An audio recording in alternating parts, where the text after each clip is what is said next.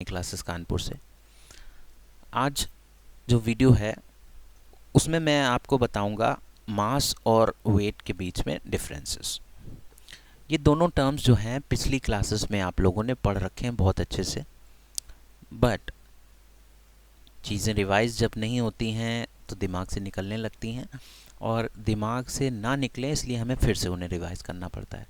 तो इसी थॉट को लेते हुए मैं वेट और मास के बीच में जो डिफरेंसेस थे हम लोग ऑलरेडी पढ़ चुके हैं, उसको थोड़ा सा इलेबोरेट करके रिवाइज करते हैं। तो मास शब्द जो है वो तो हम नहीं जानते, बट मास की जो यूनिट है, अब देखें इसमें मास की यूनिट क्या है। मास की यूनिट होती है किलोग्राम्स। ये हमने बहुत अच्छे से आए दिन अपने घरों में जब हम कोई ना कोई सामान लेने दुकानों पे जाते हैं तो पक्की बात है हमने इन दोनों वर्ड्स को या इस वर्ड को सुन रखा है, किलोग्राम्स या केजी। कहाँ सुन रखा है? जब जैसे आप दुकान पे गए 10 किलो शक्कर लेने और 5 किलो चावल लेने या आटा लेने, कुछ भी चीज़ लेने गए, अगर आप केजी में लेके आते हैं, अगर आप किलोग्राम्स या केजी में लेके आते हैं तो इसका मतलब है शक्कर अगर आप 5 किलो लेके आए हैं तो इसका मतलब है 5 किलो शक्कर का क्या है? मास है, वेट नहीं है। ध्यान रखिएगा, जो भी चीज़ें आप ले करके आते हैं या मेजर करते हैं केजीज में, तो इसका मतलब ये केजी जो है उस सब्सटेंस का या उस ऑब्जेक्ट का जिसे आप लेके आए हैं उसका क्या है? मास है। ठीक। अब मास और थोड़ा सा डिफाइन करें अच्छे ढंग से, तो मास के बारे में आप कह सकते हैं कि जिस भी बॉडी का आपको मास निकालना है वो बॉडी में कितना मैटर था, टोटल कितने केजी मैटर था, वही कितने केजी मैटर कहलाता है मास। अभी आपको कम समझ में आया, अभी एक एग्जांपल देखिए मैं बता रहा हूँ। जैसे फॉर एग्जांपल आपके पास एक हाँ, आपके पास एक लोहे की बाल्टी रखी है। क्या रखी है? बाल्टी, बकेट। उस बकेट को आपने तराजू पे रखा और उसका वज़न लिया, यानी मास निकाला उसका। निकला for example 5 KG. Let us suppose कितना निकला? 5 केजी। तो जो 5 केजी होगा वो उस बाल्टी का क्या निकला होगा? मास। क्यों इसको मास क्यों कहेंगे? क्योंकि एक तो पहली बात केजी में है, दूसरी बात मास इसलिए है, ये इसलिए मास है क्योंकि बकेट आपकी किस मैटर से बनी थी? बट ये बकेट थी, ये लोहे से बनी थी। तो इसका मतलब है ये जो लोहे वाला मैटर है वो टोटल 5 केजी के वज़न में, 5 केजी की क्वांटिटी में मेजर किया हुआ था, इसलिए इसको मास कहेंगे। ठीक। यानी लोहे का कुल 5 किलो वज़न जो है उस बाल्टी को बनाने के काम आया। बाल्टी का वज़न नहीं था 5 केजी, तो उसके अंदर ऑब्जेक्ट जिससे बना है उसका था, राइट। ये चीज़ मैं कह रहा था। अब बात करते हैं हम वेट के बारे में। तो वेट के बारे में हम ज़रा इसकी यूनिट पे आप जाइए। वेट की यूनिट क्या दिखाई दे रही है हम लोगों को? न्यूटन। अब हम दिमाग पे जोर दौड़ाएं कि यार न्यूटन को तो कहीं देखा देखा लग रहा है। कहाँ देखा लग रहा है? अरे भैया, छोटी क्लासेस में भी हम लोगों ने देखा था कि न्यूटन किसकी यूनिट होती है? न्यूटन होती है फोर्स की यूनिट। अब यार दिमाग चकरा गया मेरा कि अगर न्यूटन फोर्स की यूनिट होती है तो फिर वेट के कॉलम में क्यों लिखी है? कहीं ऐसा तो नहीं है कि वेट एक प्रकार का फोर्स हो? बिल्कुल सही है, आपने सोचा। वेट एक प्रकार का फोर्स होता है और लिखा भी हुआ है कि वेट एक ऐसा फोर्स होता है जो किसी भी ऑब्जेक्ट पे लगता है, किसकी वजह से? अर्थ के सेंटर में मौजूद ग्रेविटेशनल पुल की वजह से। यानी अर्थ के सेंटर के अंदर से अर्थ के ऊपर जो भी ऑब्जेक्ट रखे हैं उनको अर्थ का सेंटर अपनी तरफ खींचता है। जिस फोर्स से खींचता है उसी फोर्स को हम वेट कहते हैं। अब चूंकि बार बार मैं फोर्स नाम का शब्द निकाल रहा हूँ, इसलिए याद रखिएगा कि जो फोर्स की यूनिट होगी वही वेट की यूनिट होगी। आ गई? और भैया बिल्कुल सिंपल सी बात है, आप मेजर करने के लिए समझ भी लीजिए अच्छे से कि हम लोगों को फोर्स का फॉर्मूला क्या होता था। F equals to m into a, यही तो होता था, F equals to mass into acceleration. Clear? अब वेट वाला फॉर्मूला क्या होता है? वेट को हम F नहीं कहते, कहते तो नॉर्मली फोर्स को F है। वेट बिल्कुल फोर्स होता है, लेकिन इसका मतलब ये नहीं है कि वही वाला फोर्स होता है। वेट को हम लोग किस किस सिंबल से रिप्रेजेंट करते हैं? W से। और ये W होता क्या है? बिल्कुल देखिएगा, इसका फॉर्मूला F के फॉर्मूले से मिलता है, W बराबर m इंटू जी। अब कहोगे यार ये क्या हो गया यार, m इंटू जी कैसे हो गया, ये m इंटू ए था। तो भैया वेट की वैल्यू जो होती है वो मास में ग्रेविटेशनल एक्सेलरेशन की वैल्यू का मल्टीप्लाई करा के ही मिलती है। ठीक, जी की दो वैल्यूज़ होती हैं, 9.8 मान ली जाती है और एक है 10 राउंड फिगर में उसको। तो अगर आप किसी भी 5 किलो मास की पे अगर फोर्स निकालना चाहें, जैसे 5 किलो का मास अगर आपके गोद में रख दिया जाए, ठीक, 5 किलो शक्कर आपके गोद में रख दी जाएगी, तो आप जो फोर्स फील करेंगे वो कितना होगा? जो फोर्स फील करेंगे वो दबाएगा ना आपकी गोद में। अगर आप 5 किलो शक्कर लेके बैठेंगे तो वो आपके स्किन के ऊपर क्या करेगा? दबाव डालेगा, फोर्स लगाएगा। तो इसी को कहते हैं हम वेट। अगर हमें फील हो रहा है उसका भारीपन, तो इसका मतलब है वो हमारे पे फोर्स लगा रहा है। हमें लगेगा थोड़ी देर के लिए यार साइड में रख दें। तो वो जो वेट है वो कैलकुलेट कैसे किया जाएगा? उसको कैलकुलेट करने के लिए यही फॉर्मूला हम लोगों को कैलकुलेशन में इस्तेमाल करना पड़ेगा, जो कि होता है W equals to m into ji.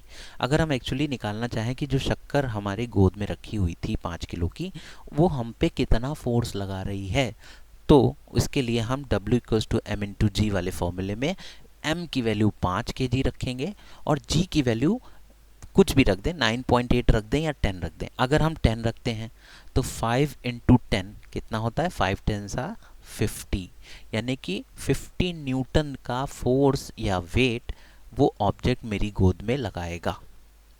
50 Newton का, ध्यान रहे कितना? 50 न्यूटन का। ठीक, अगर हम 55 न्यूटन का तो झेल ही नहीं पाएंगे, मान लीजिए, लेट अस सपोज, तो थोड़ी सी अगर हम शक्कर और बढ़ा दें, तो जब वो शक्कर मल्टीप्लाई होगी जी की वैल्यू से, तो फोर्स ज़्यादा लगाने लगेगी।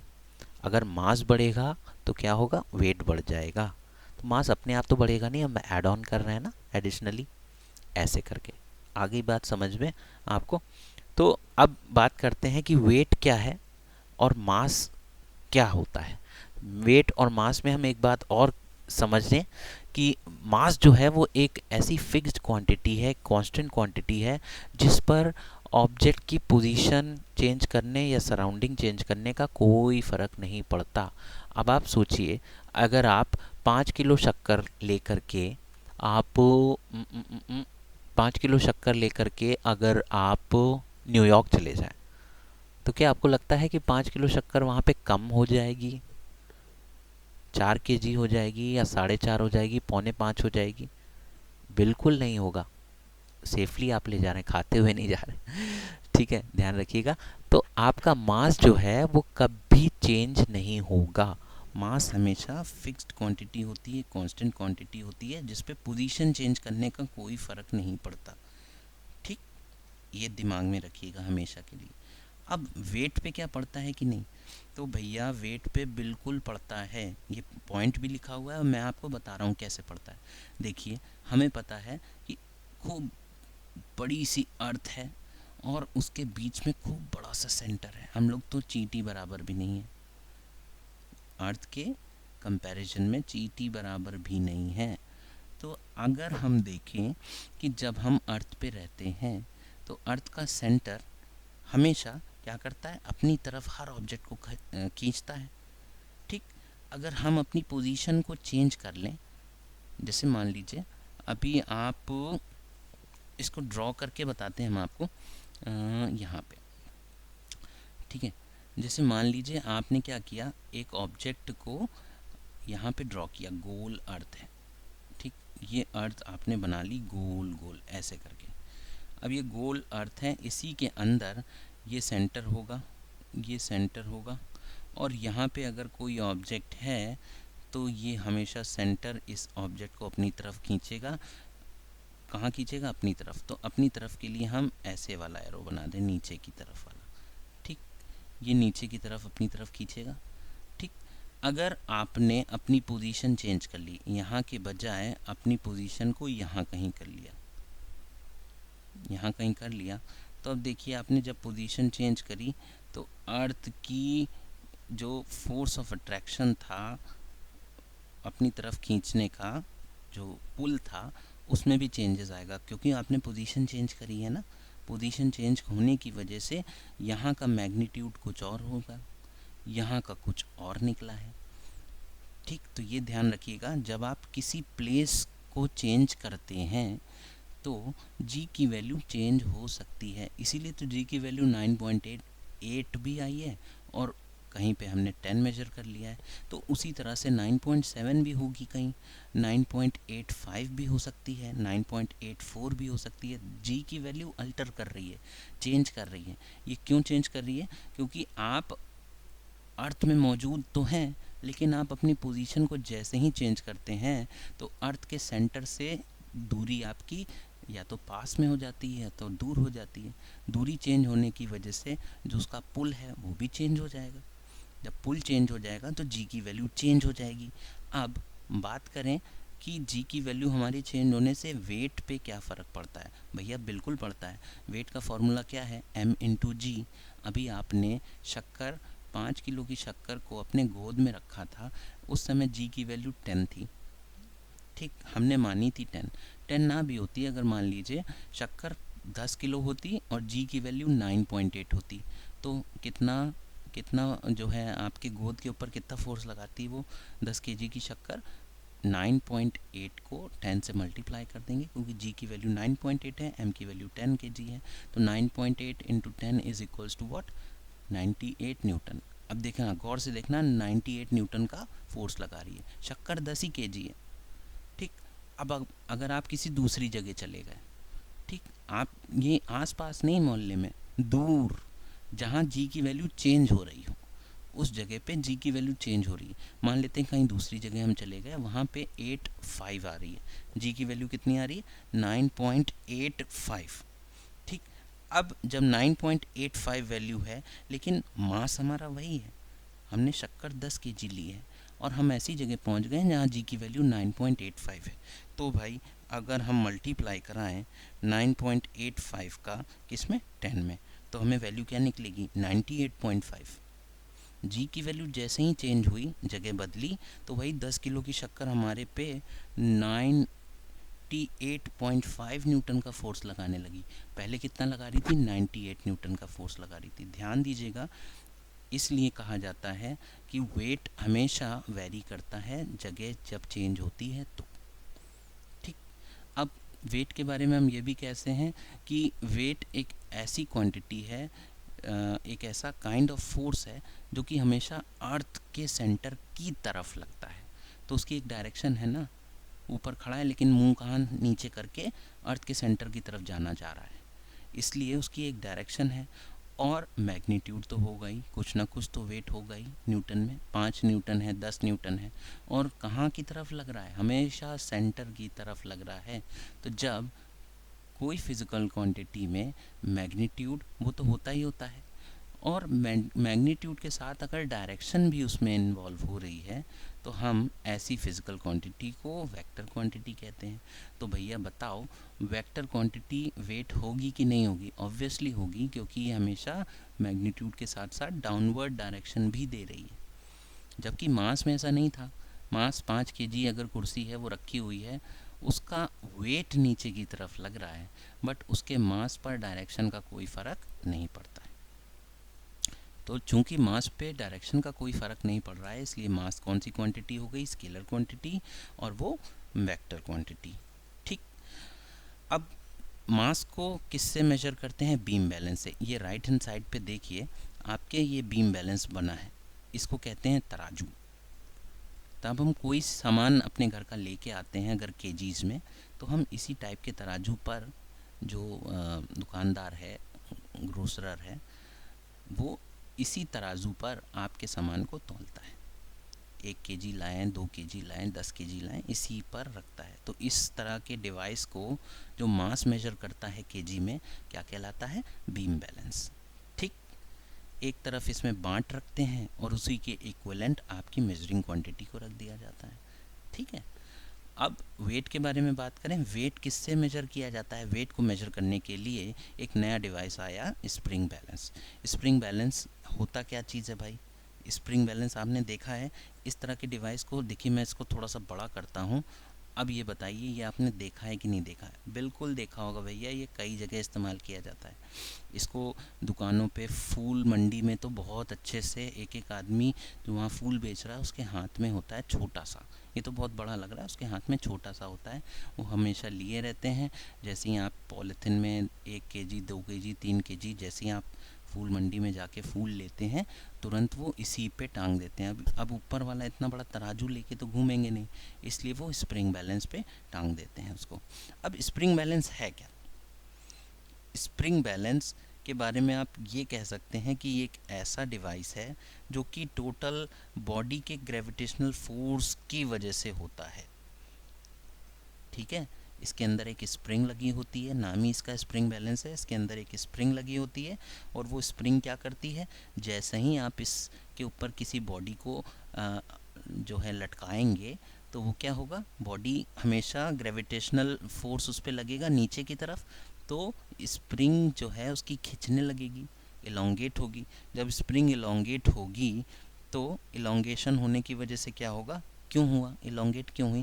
क्योंकि ग्रेविटेशनल फोर्स लग रहा है ना उसमें, इसलिए इलोंगेशन हुआ। इलोंगेशन होने की वजह से जितना इलोंगेशन होगा तो आइडियली मतलब आइडियोलॉजिकली हम इसको कह सकते हैं ग्रेविटेशनल मास। ठीक है, ग्रेविटेशनल मास हुआ उस ऑब्जेक्ट के अंदर, इसीलिए स्प्रिंग में इलोंगेशन हुआ। तो ये है स्प्रिंग बैलेंस।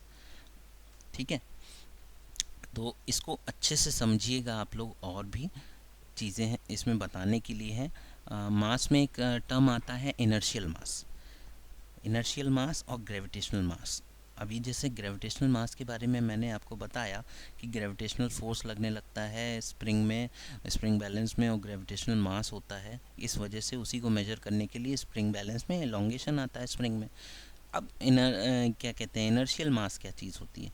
इनर्शियल मास का मतलब है कोई भी ऑब्जेक्ट, कोई भी ऑब्जेक्ट चाहे वो 5 kg का हो, 10 kg का हो, क्या वो कभी आगे मूव करेगा अपने आप? नहीं करेगा। मूव करने के लिए उसको किसकी आवश्यकता पड़ रही है? फोर्स की आवश्यकता पड़ रही है। आप किसी भी ऑब्जेक्ट में बिना फोर्स लगाए उसको एक जगह से दूसरी जगह मूव नहीं करा सकते। क्लियर है ना? तो इसका मतलब to move any object you must have to apply force on it. और अगर आपने फोर्स अप्लाई कर दिया तो ऑब्जेक्ट मूव करेगा। मूव करेगा इसका मतलब उसमें मोशन होगा। मोशन होने का मतलब है उसकी स्पीड में चेंज आएगा, और स्पीड में चेंज आएगा। और हम समय के साथ चेंज को देख रहे हैं कि अभी तो उसकी स्पीड 30 पे थी, बाद में थोड़ी देर बाद उसकी स्पीड 60 पे हो गई। तो ये चेंज इन स्पीड कितनी देर में हुई, इसी को तो एक्सेलरेशन कहते हैं। एक्सेलरेशन इज़ व्हाट, पिछले फॉर्मूले में याद करिए, पिछले क्लास में हम लोगों को पढ़ाया गया था कि acceleration equals to change in velocity upon time taken, है ना? याद आया? तो वही तो ए की वैल्यू क्या होती है, v minus you upon T, यही तो एक्सेलरेशन होता है ना। तो एक्सेलरेशन हमने देख लिया, एक्सेलरेशन को ए कहते हैं, और चेंज इन वेलोसिटी होती है, और टाइम भी होता है। अब जब ऑब्जेक्ट के अंदर फोर्स लगाएंगे तो एक्सेलरेशन होगा। मान लेते हैं वो फोर्स F है, ऑब्जेक्ट का मास m है, और फोर्स लगाने की वजह से ऑब्जेक्ट मूव कर रहा है, यानी उसकी वेलोसिटी चेंज हो रही है समय के साथ, यानी कि डायरेक्टली हम कह सकते हैं उसमें एक्सेलरेशन हो रहा है। तो F है, m है, a है। याद आ रहा है कोई फॉर्मूला जिसमें F m a आता हो? बिल्कुल सही, F equals to m into a। ये वाला जो फॉर्मूला है, ये इस वाले फॉर्मूले से हम m की वैल्यू कैलकुलेट कर लें, m equals to F upon a. ये जो m है ना, ये जो m निकल के आया है जो f अपॉन ए के बराबर है, वही कहलाता है इनर्शियल मास। इसी को तो हम इनर्शियल मास कहते हैं, जिसको कि हम इनर्शियल बैलेंस के द्वारा मेजर कर सकते हैं। इसी इनर्शियल मास की मैं बात कर रहा था। अब ग्रेविटेशनल मास क्या चीज़ है? ग्रेविटेशनल मास का मतलब है ग्रेविटी के द्वारा, मास पे जिस पे ग्रेविटी का असर हो रहा हो। जब भी किसी भी ऑब्जेक्ट पर ग्रेविटेशनल पुल का असर होने लगता है तो उसका जो मास होता है वो क्या कहलाता है? ग्रेविटेशनल मास। अब भैया ग्रेविटेशन है, मास है, फोर्स भी लग रहा है, तो कोई तो फॉर्मूला होगा जो इसकी याद दिलाए। तो हम भाई पिछले चैप्टर में 10th में अगर जिन्होंने पढ़ा हो आईसीएसई बोर्ड वगैरह में, उन्होंने पढ़ा होगा कि F equals to capital M into small m into capital G upon R square. याद आया? नहीं याद आया तो देखो मैं लिख करके इसको दिखा रहा हूँ, ध्यान दीजिएगा। क्या होता है? F equals to capital G mass of earth M upon R square. क्या हम लोग ने पढ़ा था? दो ऑब्जेक्ट हैं, दो ऑब्जेक्ट नहीं है, ये छोटा सा ऑब्जेक्ट है ना, उन दोनों के बीच में अगर R दूरी है और इसका मास स्मॉल m है, इसका मास कैपिटल M है, और जब कोई ऑब्जेक्ट पास में आता है एक दूसरे से r डिस्टेंस की दूरी पे सेपरेटेड है तो दोनों पर फोर्स लगाएगा। वो फोर्स को निकालने के लिए ये वाला फॉर्मूला बना है, F equals to G M E. M is what? Mass of earth, and m is what? Mass of the object. ठीक, तो ये जो फोर्स है ये इस फॉर्मूले से निकलता है। यहाँ पे हम ग्रेविटेशनल मास इस ऑब्जेक्ट पर लगेगा, इस वाले ऑब्जेक्ट पर लगेगा। अगर इसको हम कैलकुलेट करें तो स्मॉल m की वैल्यू क्या होगी? F R square upon capital G M E. ठीक, यही तो होगी। तो ये जो हमारे m की जो वैल्यू आई है हमारी, ये वाली F R square upon G M E, ये जो m की वैल्यू आई है यही कहलाती है ग्रेविटेशनल मास। m की तो वैल्यू है ये ब्लू कलर में, तो इसको हम क्या कहते हैं? ग्रेविटेशनल मास कहते हैं। ठीक, क्लियर? इसको फिजिकल बैलेंस से मेजर किया जाता है। तो आज हम लोग ने मास में बहुत ढेर सारी चीज़ें हम लोग ने पढ़ ली। कुछ टर्म्स और हम लोग जान जाते हैं कि किसका मास क्या होता है। तो कुछ टर्म्स, कुछ चीज़ों के मैं नाम बता रहा हूँ आपको, आप उसको नोट कर लीजिएगा। एक इलेक्ट्रॉन जो कि बहुत बहुत बहुत छोटी क्वांटिटी है, बहुत बहुत छोटी सी एक उसकी आइडेंटिटी है। इलेक्ट्रॉन होता हर चीज़ में है, एटम का ही तो रूप है। इसका वज़न कितना होता है? 10⁻30 kgs। ठीक, प्रोटॉन का 10⁻27। कोई सेल है तो 10⁻10। कोई डस्ट पार्टिकल है तो उसका रफली जो है 10⁻9। मस्कीटो जो है, मच्छर जिसे कहते हैं, 10 की पावर कितना होता है उसका वज़न? -5 kg। ठीक, आदमी तो 100 kg तक का हो सकता है। ठीक, 100 kg कोई बहुत बड़ी चीज़ नहीं है। मून 10⁻23, अर्थ 10⁻25 kg, यानी 10 में 25 बार जो है ज़ीरो, 1 में 25 बार ज़ीरो लगाते चले जाइए। ये किसकी वैल्यू आएगी? अर्थ की। इतनी बड़ी बड़ी यूनिटें तक हैं। अब मास हमको पता है तो आपने एक टर्म पढ़ा होगा डेंसिटी। किसी की डेंसिटी निकालनी है तो हमें मास और वॉल्यूम उसका पता होना चाहिए, तो हम बड़े आराम से उसकी डेंसिटी निकाल सकते हैं। डेंसिटी को रो से मेजर करते हैं, मास को m से, और वॉल्यूम को v से मेजर करते हैं। क्लियर? अगर हमें मास निकालना है तो डेंसिटी पता होनी चाहिए और वॉल्यूम पता होना चाहिए। डेंसिटी वॉल्यूम को मल्टीप्लाई कराइए, तुरंत मास की वैल्यू निकल आएगी। ये सब हम पहले पढ़ चुके हैं। तो अभी फ़िलहाल इस वीडियो को छोटा रखने के लिए इतना ही रखते हैं वीडियो, और आप नेक्स्ट वीडियो को ज़रूर देखिएगा। उसमें भी मैं कोशिश करूँगा आपको अच्छे से अच्छे चीज़ें ईजी ढंग से बताने की। और कमेंट सेक्शन में आप हमें कमेंट कर सकते हैं। मैं अभिषेक मेहरोत्रा, साई क्लासेस कानपुर से। Thank you so much.